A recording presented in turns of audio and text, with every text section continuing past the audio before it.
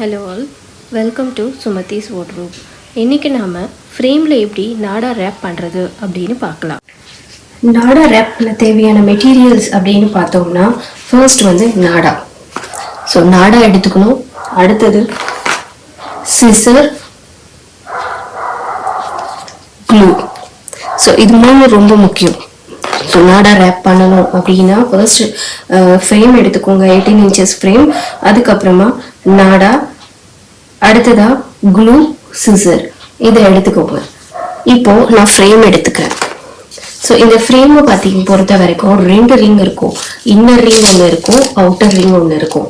So inner ring வந்து நம்ம rape பண்ண போகிறோம். அவுட்டர் ரிங்கில் பார்த்தீங்கன்னா உங்களுக்கு அட்ஜஸ்ட்மெண்ட் கொடுத்துருப்பாங்க. ஸோ இந்த மாதிரி அட்ஜஸ்ட்மெண்ட் கொடுத்துருப்பாங்க. ஒரு சில ஃப்ரேம்ஸில் இந்த அட்ஜஸ்ட்மெண்ட்ஸ் பார்த்தீங்கன்னா உங்களுக்கு அயனில் இல்லை ஸ்டீலில் இருக்கும். ஸோ மற்றபடி ஃப்ரேம் வந்து ஒரே மாதிரி தான் இருக்கும். சைஸஸ் மட்டும் உங்களுக்கு வேரியேஷன் வரும். இது வந்து 18 inches ஃப்ரேம். நீங்கள் 16 inches இல்லை 14 inches ஃப்ரேம் கூட வாங்கலாம், தப்பு இல்லை. ஃபர்ஸ்ட் நம்ம நாடா எடுத்துக்கலாம். இன்னர் ரிங் எடுத்திருக்கேன், இன்னர் ரிங் தான் எடுத்திருக்கேன், அவுட்டர் ரிங் எடுக்கல. நாடா இப்போ இந்த மாதிரி ஓப்பன் பண்ணிக்கோங்க. ஓப்பன் பண்ணிட்டு க்ளூ எடுத்துக்கோங்க.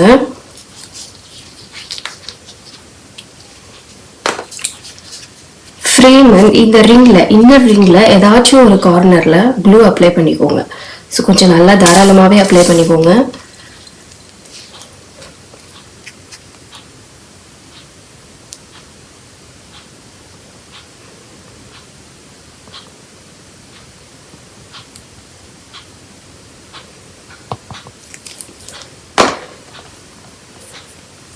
அப்ளை பண்ணிட்டு நாடாவோட எட்ஜ் எடுத்துக்கோங்க.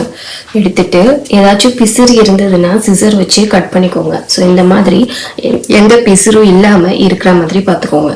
ஸோ இப்போ வந்து க்ளூ மேலே இந்த நாடாவை இப்படி அப்ளை பண்ணி அழுத்தி விட்டீங்கன்னா அது ஒட்டிடும். ஸோ அடுத்ததா கீழே இருந்து மேலே. ஸோ இன்னும் க்ளூ வந்து சரியாக காயல இல்லையா, அதனால கொஞ்சம் அழுத்தி பிடிச்சிக்கோங்க. ஸோ இப்படி அதுக்கேற்ற மாதிரி உங்களோட நாடாவையும் நீங்கள் எடுத்து விட்டுக்கோங்க. இல்லாட்டி சிக்கியும் உங்களுக்கு வந்து ரேப் பண்ணுறது கஷ்டமாக இருக்கும். ஸோ இப்படி நீங்கள் ரேப் பண்ணும்போது இந்த மாதிரி இன்னொரு நாடாவை வந்து சுற்றும் போது ஒன்று மேலே ஒன்று வராத மாதிரி இப்படி சைட்லேயே. ஸோ இப்போ பாருங்கள், ஸோ ஒரு சுற்றி இருக்கேன். சுற்றிட்டு அடுத்த சுற்று நான் எங்கே சுற்றுறேன்னு பாருங்க.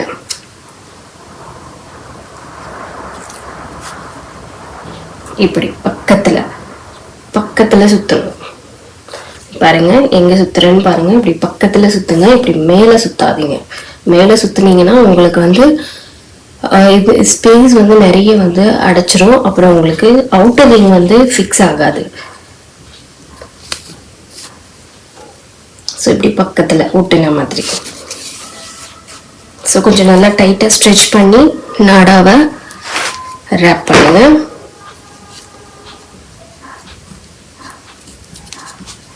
அது இப்படி தான் சுற்றுறேன். ஸோ சுற்றும் போது இது மட்டும் மனசில் வச்சுக்கோங்க. இந்த மாதிரி பக்கத்துலேயே சுற்றணும். அது மேலே இப்படி சுற்றக்கூடாது. இப்படி சுற்றுனீங்கன்னா உங்களுக்கு வந்து ஒன்று மேலே ஒன்று இப்படி சுற்றும் போது உங்களுக்கு நிறைய ஸ்பேஸ் வந்து அடைச்சிரும். உங்களால் அவுட்டர் ரிங் ஃபிக்ஸ் பண்ணும்போது உங்களுக்கு வந்து அவுட்டர் ரிங் உள்ள வந்து ஃபிக்ஸ் ஆகாது.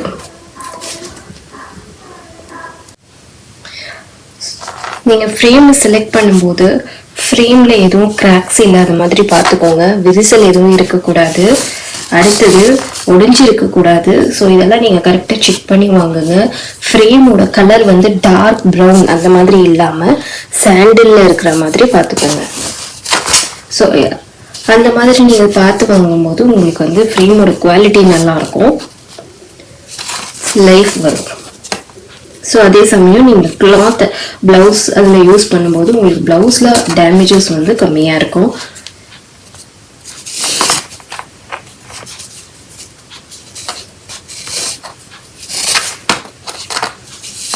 ஸோ இந்த மாதிரி நாடாவை எடுத்து விட்டுக்கோங்க. எடுத்து விடலைன்னா உங்களுக்கு வந்து கொஞ்சம் சிக்கு மாட்டிடும். சிக்கு மாட்டிட்டா கொஞ்சம் கஷ்டமாக இருக்கும். ஸோ ஒன்று மட்டும் மனசில் வச்சுக்கோங்க. இப்படி நல்லா இழுத்து நாடாவை நல்லா இழுத்தீங்கன்னா ஸ்ட்ரெச் ஆகும். ஸோ இந்த மாதிரி இழுத்து பக்கத்தில் சுற்றணும்.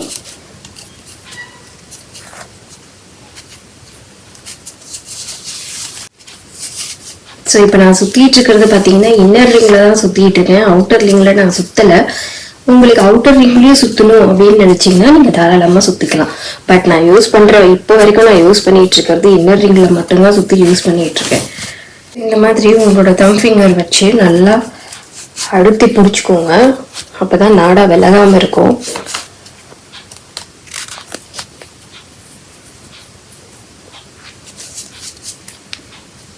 சப்போஸ் உங்களுக்கு இந்த மாதிரி இப்போ எனக்கு பார்த்தீங்கன்னா ஓரளவுக்கு சிக்கி இருக்கு. உங்களால் அதை ரிலீஸ் பண்ணி நாடா வந்து ரேப் பண்ணுறது கஷ்டமாக இருந்தது அப்படின்னா ஒரு குறிப்பிட்ட இடத்துல வந்து நீங்கள் கட் பண்ணிக்கோங்க. கட் பண்ணிட்டு கூட நீங்கள் சுற்றலாம், தப்பு இல்லை. ஸோ இந்த மாதிரி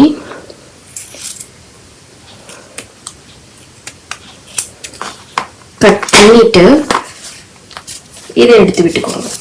சுற்றும் போது நல்லா இந்த மாதிரி ஸ்ட்ரெச் பண்ணி நல்லா நாடாவை இழுத்தீங்கன்னா கொஞ்சம் எலாஸ்டிக் மாதிரி கொஞ்சம் இழுக்கும். ஸோ அந்த மாதிரி இழுக்கும்போது நீங்கள் இப்படி ரேப் பண்ணுங்க. ஸோ ரேப் பண்ணும்போது உங்களோட தம் ஃபிங்கர் வச்சு லெஃப்ட் ஹேண்ட் தம் ஃபிங்கர் வச்சு நல்லா அழுத்தி பிடிச்சிக்கோங்க.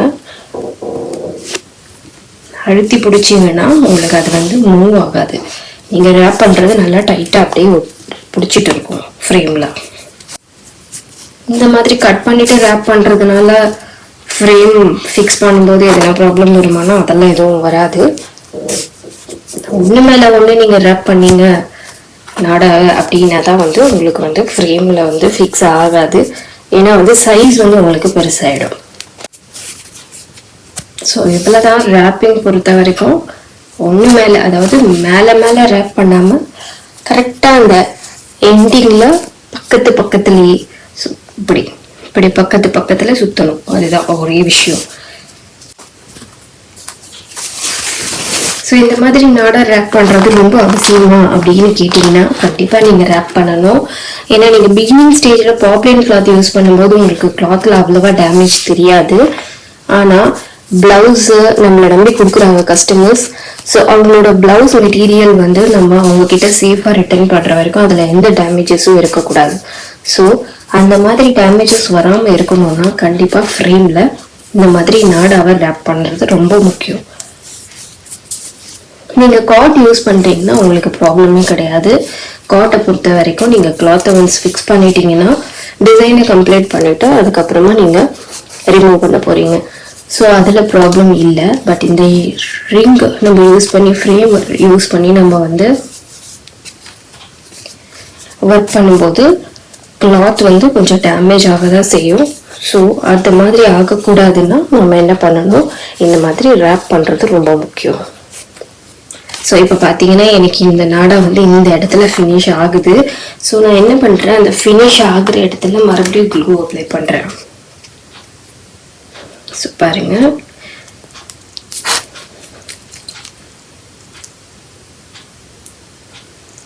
ஸோ மறுபடியும் கொஞ்சம் க்ளூ அப்ளை பண்ணிட்டு இப்போ நான் வந்து இதை அது மேலே ஒட்டி விட்டுடுறேன். ஸோ ஒட்டி விட்டுட்டு எனக்கு தேவைப்படுற இடத்துல நான் மறுபடியும் க்ளூ அப்ளை பண்ணி இதை கம்ப்ளீட்டாக இப்படி ஒட்டிடுறேன்.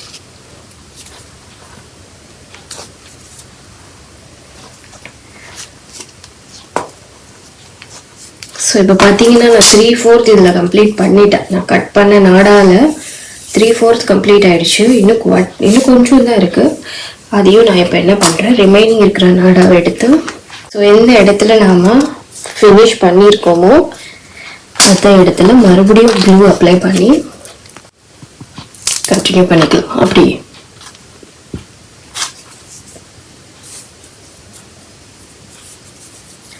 ஸோ இந்த மாதிரி ரா எட்ஜஸ் மட்டும் கட் பண்ணி விட்டுக்கோங்க. ஸோ ஸோ இப்போ பார்த்தீங்கன்னா இந்த மாதிரி பிசுறு இருக்கு இல்லையா, ஸோ அதை மட்டும் நான் லைட்டாக கட் பண்ணி விட்டுக்கிறேன். கட் பண்ணி விட்டுட்டு ஸோ இப்போ முடிஞ்ச இடத்துல பார்த்தீங்கன்னா தெரியும் நான் எந்த இடத்துல வந்து லாஸ்ட்டாக ஒட்டி இருக்கணும். ஸோ அதே இடத்துலையே மறுபடியும் ஸ்டார்ட் பண்ணுறேன். ஸோ பாருங்கள். ஸோ இப்படி ஒட்டிட்டு அழுத்தி பிடிச்சிக்கோங்க. ஏன்னா கம் இப்போ நம்ம இப்போ தான் அப்ளை பண்ணியிருக்கோம். ஸோ அது எப்படியும் காயறதுக்கு ஒரு 2 நிமிஷம் தான் ஆகும். ஸோ இப்போ பாருங்கள். இப்போ நான் மறுபடியும் ரேப் பண்ணுறேன். ஸோ ரேப் பண்ணும்போது அகெயின் சொன்ன மாதிரி பக்கத்தில் இப்படி பாருங்க. இப்படி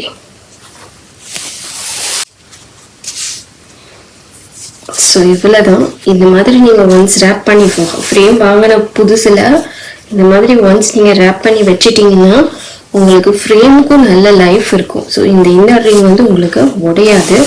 ஏன்னா நீங்கள் கம்ப்ளீட்டாக நீங்கள் என்ன பண்ணுறீங்க, நாடா வச்சு ரேப் பண்ணிடுறதுனால அதில் கிராக்ஸோ சப்போஸ் நீங்கள் டேமேஜ் எனக்கு தெரியல, நான் ஃபஸ்ட்டு ஃப்ரேம் வாங்குறேன், எப்படி சூஸ் பண்ணுறதுன்னு தெரியல, ஸோ வந்து கேப்ஸ் நிறைய வந்துடுச்சு, ப்ளஸ் வந்து கிராக்ஸ் அதிகமாக இருக்குது அப்படின்னா ப்ராப்ளம் இல்லை. இந்த மாதிரி நீங்கள் நாடா ரேப் பண்ணிடுறதுனால அந்த கிராக்ஸு இல்லை உடஞ்சிருக்கு இல்லை வந்து அன்ஈவனாக இருக்குது அப்படின்றதுனா அந்த ப்ராப்ளம்ஸ் எல்லாமே உங்களுக்கு வந்து இந்த நாடா ரேப் பண்ணுறதுனால ரெக்டிஃபை ஆகிடும்.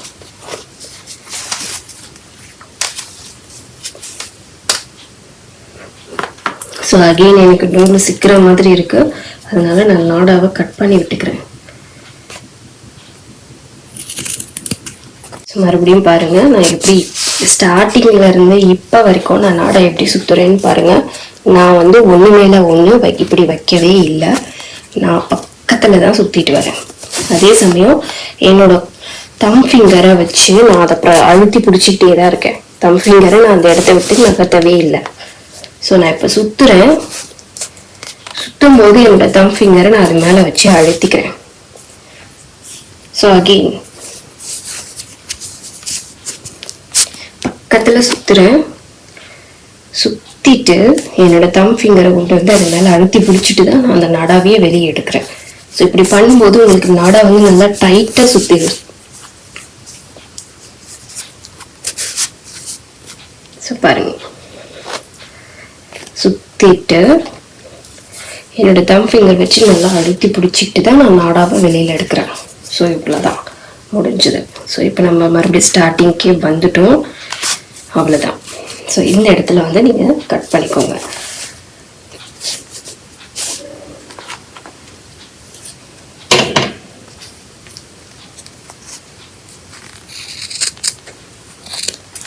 கட் பண்ணி எடுத்துட்டு ஸோ இந்த இடத்துல நீங்கள் க்ளூ அப்ளை பண்ணிக்கோங்க. ஸோ மறுபடியும் பாருங்கள், நான் இதை ப்ரெஸ் பண்ணிக்கிறேன். ப்ரெஸ் பண்ணிவிட்டு விட்டுட்டிங்கன்னா உங்களுக்கு வந்து நாடா வந்து லூஸ் ஆகிடும். ஸோ அதனால் நல்லா இண்டெக்ஸ் ஃபிங்கர் இல்லை தம் ஃபிங்கர் வச்சு நல்லா அழுத்தி பிடிச்சிட்டு அதுக்கப்புறமா நீங்கள் க்ளூ அப்ளை பண்ணுங்க.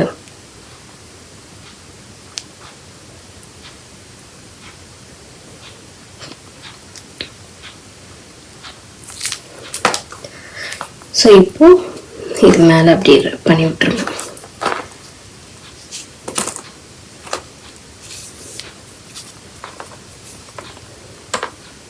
ஸோ ஒரு 2 to 5 minutes அதை டிஸ்டர்ப் பண்ணாமல் இருந்தீங்கன்னா அது நல்லா காஞ்சிரும். ஆக நம்ம வந்து இப்படி நாடாவை வந்து ரேப் பண்ணுறோம் அப்படின்னா இந்த எட்ஜஸ் எல்லாம் கவனிங்க. ஸோ இங்கே எல்லாமே உங்களுக்கு வந்து ஈவனாக இருக்குது, எந்த கேப்ஸும் தெரியல. ஸோ இந்த மாதிரி நாடாவை நீங்கள் ரேப் பண்ணிட்டீங்கன்னா கேப்ஸ் இருந்திருந்தாலும் இல்லை கிராக்ஸோ இல்லை வேறு ஏதோ டேமேஜ் இருந்திருந்தாலும் அந்த இன்னர் ரிங்கில் அது உங்களுக்கு ஃபுல்லாகவே வந்து கவர் ஆகிடும். ஸோ அதுதான் வந்து இந்த நாடா ரேப் பண்ணுறதுக்கான ஃபர்ஸ்ட் ரீசன். செகண்ட் ரீசன் வந்து உங்களோட ப்ளவுஸ் பிட் நீங்கள் அதில் அட்டாச் பண்ணுவீங்க இல்லையா, அந்த சில்க் காட்டன் மெட்டீரியல் வந்து டேமேஜ் ஆகாமல் இருக்கணும் அப்படின்னா நீங்கள் கண்டிப்பாக வந்து இந்த மாதிரி நாடா ரேப் பண்ணி யூஸ் பண்ணுங்கள்.